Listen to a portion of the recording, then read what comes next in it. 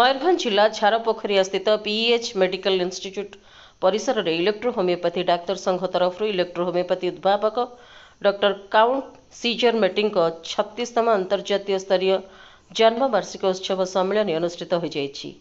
Doctor चूड़ामणि पात्र सभापतित्व होता सम्मेलन में मुख्य अतिथि भाव यूपी कानपुर आसीथिबा electro homeopathy chairman doctor Y Khan जोगदेइथिबा बेले मुख्य वक्ता भाव सारसकणा पूर्वतन विधायक डॉक्टर बुढ़ान मुर्मू एवं अतिथि भाव Ahmedabad doctor S G. Chauhan, Gujarat doctor Vineet Kumar Goyal, Jharkhand राज्य घाटशिला डॉक्टर सरोज कुमार स, भुवनेश्वर डॉक्टर सुशांत कुमार होता, बालेश्वर डॉक्टर पंकज दास, बारिपदारू डॉक्टर सरोज कुमार नायक एवं झारपोखरिया होमियो कॉलेज अध्यापक फकीर मोहन दास प्रमुख मंचासीन थिबा बेले विभिन्न अंचलरू 100 रु ऊर्ध्व डाक्तर उपस्थित थिले।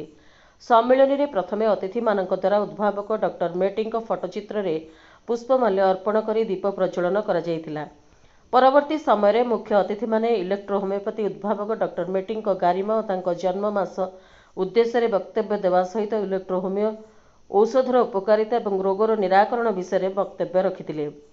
डॉक्टर सरोज कुमार नायक मंच परिचालना करथिबा बेले अध्यक्ष फकीर मोहन दास समस्त को धन्यवाद अर्पण करथिले।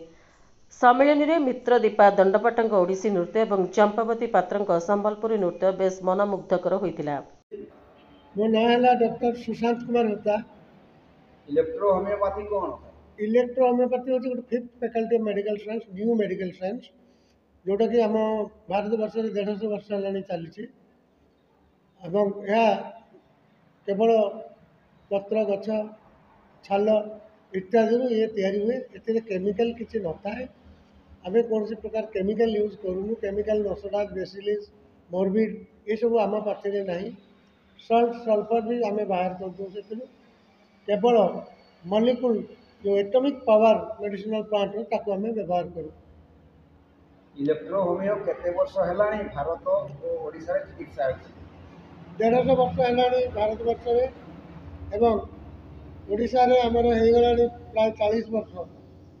अनेक प्राक्टिशनर सब प्राक्टिस कर इलेक्ट्रोपैथी एवं सबुठ यार विशेषता है कौन पेसेंट आम पाखे मरी ना। आपण केते वर्ष होला चिकित्सा करछंती आ केउठी करछ? मु 32 वर्ष है चिकित्सा करूची। भुवनेश्वर में बर्तमान मो क्लिनिक है Bharatpur Tarini market Kalinga studio square Bhubaneswar. ये चिकित्सा द्वारा क्यों क्यों रोगर चिकित्सा हो पारुछि? यह सबू रोगर चिकित्सा हो पारुछि पाति कहीं आम कौन रोग पछरे जाऊनु।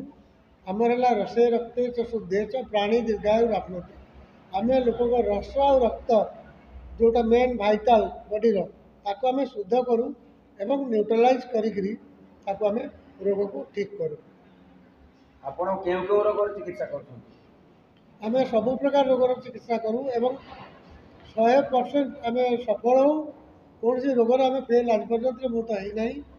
तेणु ये मो जीवन माने बहुत बड़ अभिज्ञता जे एमती भी औषध काउंट बेटी डॉक्टर काउंट बेटी इटाली जहाँद्वारा कि आम सबू रोग सफल चिकित्सा कर।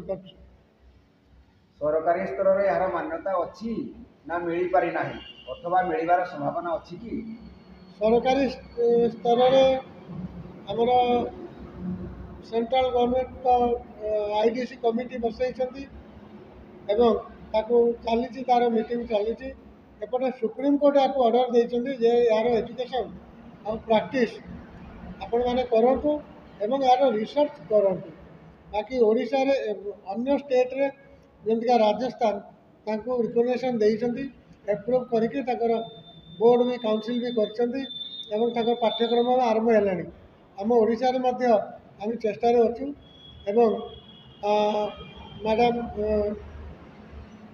आमर डेप्यूटी चीफ मिनिस्टर प्रभाती परिडा सी भी कहते बर्तमान यह ओयूटी सागर मिलित कार्यक्रम हम एवं यह रिसर्च डेवलपमेंट हम। तेणु ओडिशा भी बर्तमान आम स्थिति भल हुए तो मान्यता दे पारती। Bureau report prime TV Odia.